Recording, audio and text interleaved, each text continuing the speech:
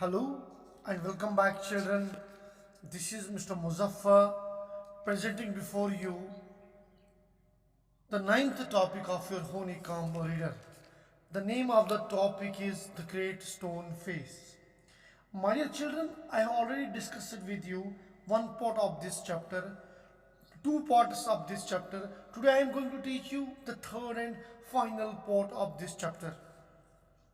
My dear children, I have told you that one afternoon, it was an afternoon, a mother sat with her little son, Ernest. Ernest outside their cottage. They sat outside their cottage and they were talking about the great stone face. And they start talking about the predictions. They start talking about the predictions. What was the prediction that I have discussed with you, my dear children?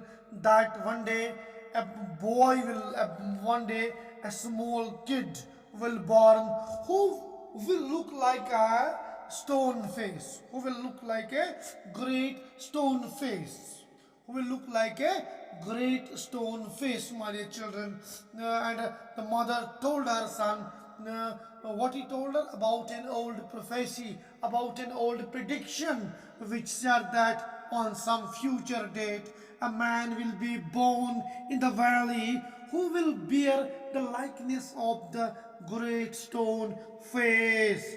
But it has been predicted that he would be the greatest and noblest of the time. And my dear children, Ernest expressed his desire to live. He expressed his desire to live to see the man and his mother. He was a loving, he was a caring. He used to care his mother, he used to love his mother. But perhaps you may, since that day, Ernest never forgot about the previous prophecy, about the prediction which his mother told him, and thought about wherever he glanced at the valley. Ernest was, he was an obedient, as I have told you. He was a hard working child who used to help his mother on fine days. Ever spread across the town that a son of the valley named Gather Gold that had settled out of it to establish a new, he had established somewhere, and there he became a rich man. Now a rumor spread in the valley that he is coming back, and people were thinking that it is he that has been that predict us in the valley. But he was a wealthy man, and after some time he was so wealthy, my dear children, that it would have taken him 100 years to count his wealth. A rumor was spread that he is the man being spoken of in the prophecy, my dear children. People were existed to see him, and upon seeing him, everyone expected Ernest that he is that individual.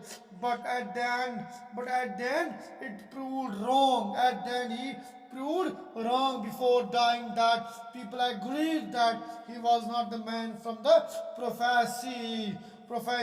And this Ernest, he was living a simple and high thinking life, and he used to see towards that stone face usually. And people start calling him foolish. People start calling him foolish, my dear children. Now it made him wiser than others of his age. Some time later, another son of a valley who had left it to become a soldier, another son of a valley who had left the village to become a soldier, expresses his desire to spend his last days in the valley. Now it has been again the rumor spread in the valley, again the rumor spread in the valley, my dear children, like Gather Gold's rumor that the one person who has left his village to become a soldier. Now rumor starts that he is coming back, my dear children. Okay, last days in the valley, where he was born after hard fighting, he had risen to the rank of famous commander and was known as Blood and Thunder in the battlefield. He worked hard and he was titled as a Blood and Thunder, my dear children. He became a famous commander. A word spread across the valley that this great fighter is the man they have been waiting for.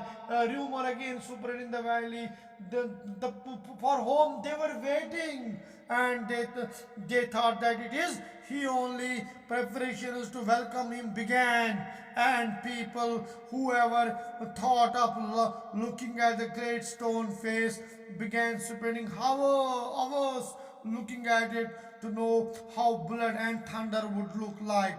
On the day of his arrival, when he arrived there, everyone left their work, they left their home, my dear children, and they start enjoying. They work eagerly to gather at the place, and they gather around that place where the feast was organized to welcome the general. Okay, his name was, my dear children, what was his name? Blood and Thunder. Why Blood and Thunder was his name? Because he has fought a battle with brave and courage, and later he had appointed as a general of an army, and now people are waiting him that once he will come, and they all got gathered there, and they were all happy, my dear children. When people saw him, they shouted with joy, and they claimed that he had the exact same pace. And what people claimed? People were when they saw him, and they start shouting with joy, and they claimed that he had the exact same face, my dear children. First, Ernest could see him. At first, Ernest could not see him, but after some time, Ernest saw him, and now he started comparing this Blood and thunder to a Shavash, to great stone face. But he concluded that there was no such resemblance on people proclaimed. There was, my dear children, there was no such resemblance as people proclaimed, as people said it. This what was his name, my dear children? This army general looked like a stone face, but it did not like it did not look like that. But he now the fear came in child's mind, my children, and later he again had a passion. He was waiting eagerly that one day definitely the person will come home about the prediction was. What was the prediction? That one day,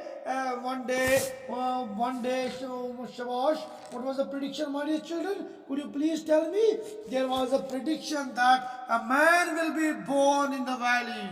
There was a prediction, a man will be born in the valley who will bear the likeness of the great stone face, and he will be the greatest and noblest of the time. And two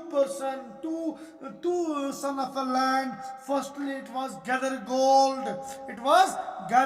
Who had left his place, and he became a rich man, children. Then he came back, and sorry, he was not a stone faced. And thirdly, there was one more person who has left to become a soldier, and he too has been